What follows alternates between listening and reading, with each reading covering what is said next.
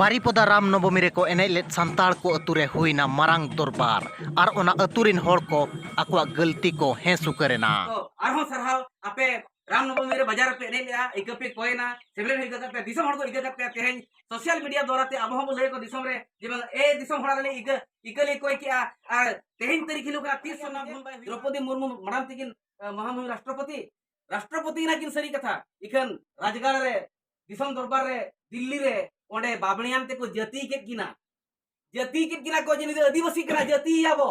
तबे एनांग ऑफिस बोलो करे बारीपदा राम नवमी हुयु चे रथ यात्रा हुयु चार एमान तेमान हिंदू बंगा बुरु हुयु नोंका के आरएसएस को जहां दो पुइसा एम कतेत आर आक्वा आरएसएस आ झंडा साब कतेत चे हिंदू आ झंडा साब कतेत नोंका के को एनेज होचोएत कुआ संताल को आर हिंदू मेनते को प्रमाण होचोएत कुआ नोआ रेना गे आसेका मुलुक तलमा गुरुतोर सही इदी के आर जहां नेसा राम नवमी रे को एनेज लेत अतुरिन संताल ठेन आज सेटर लेना आर अतुरे मिटंग दुपुड़ुब हुई लेना आर ओना दुपुड़ुब रे मिट गपालमाराव मिट हुईना दो आर नोंकान कमी तीस हो बांगबो कमिया मेनते अतु हड़ हको हे सुकर लेना बड़ायो कना दो उनको जहां आरएसएस रिन चामचा को सजावाकन आबोरिन होड़ आर बांगमा नुकु होड़ को इदी अगुएत को होड़ आमडिया अतुरे को जोगाजोग लेट को मेनखान आमडिया अतुरिन होड़ को बड़ाय दाड़ियादा आर आमडिया अतुरिन होड़ को माना लेट को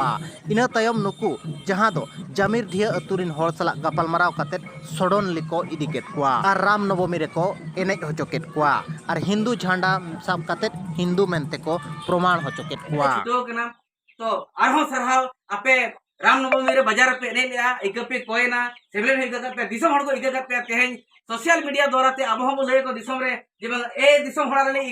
इकले कोई के आ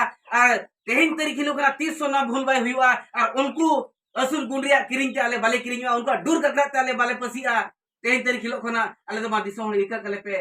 नोका तेहेन तरीके खन लय को कना अब जहां तिना बन वायरल लेन ताहेन तेहेन तरीके खन लय को ताकि आको को उचित मा आको को गेर मा को बड़ाय मा जेबा ओना अतुरिन दो को बड़ाय नाम किया जे सरी दो चेक करा और जाति सावता धर्म दो चेक करा आदो इनका गे बिस्ती बन गालोचा मुचारे आर दोहा सरहाव तेहेन बाबड़ी को झंडा आरएसएस झंडा ये जय श्री राम झंडा साब कते जहां के बो एने ले उनको को बन ठीका नाम करना बड़ी जा मेनते ओना लगी दिका बन खोजना सेमलेट रे बकन धर्म तला रे ओना लगी अडी अडी साय साय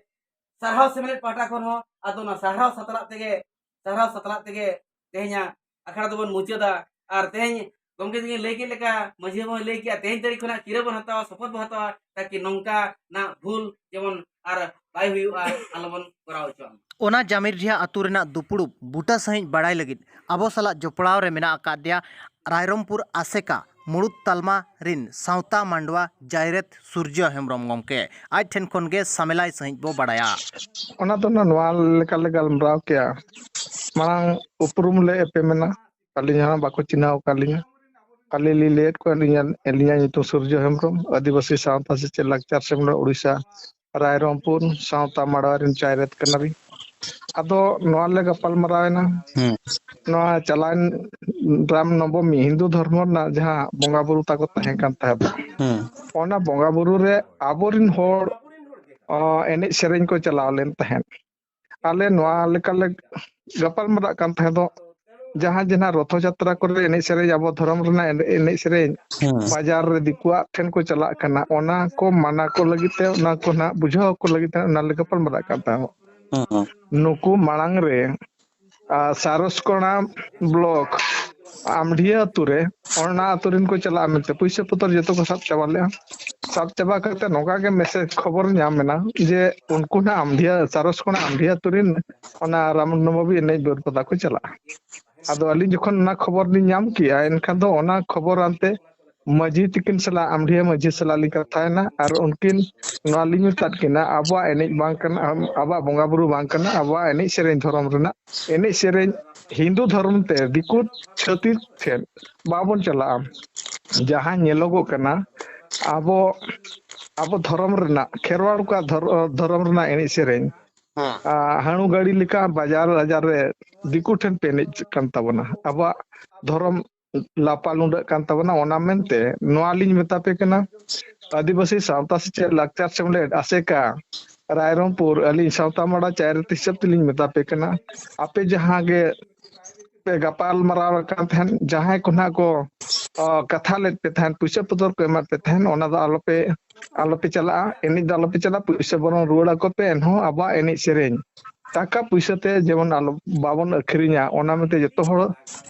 दिसम हर जतो बन सिकनातो मा आबा धर्म रेना एनि सेरेन बाबन इदिया ᱚᱱᱟ ᱟᱢᱰᱤᱭᱟᱹ ᱟᱹᱛᱩ ᱨᱤᱱ ᱦᱚᱸ ᱮᱱ ᱜᱷᱟᱹᱲᱤᱡ ᱠᱚ ᱢᱟᱱᱟᱣ ᱞᱮᱱᱟ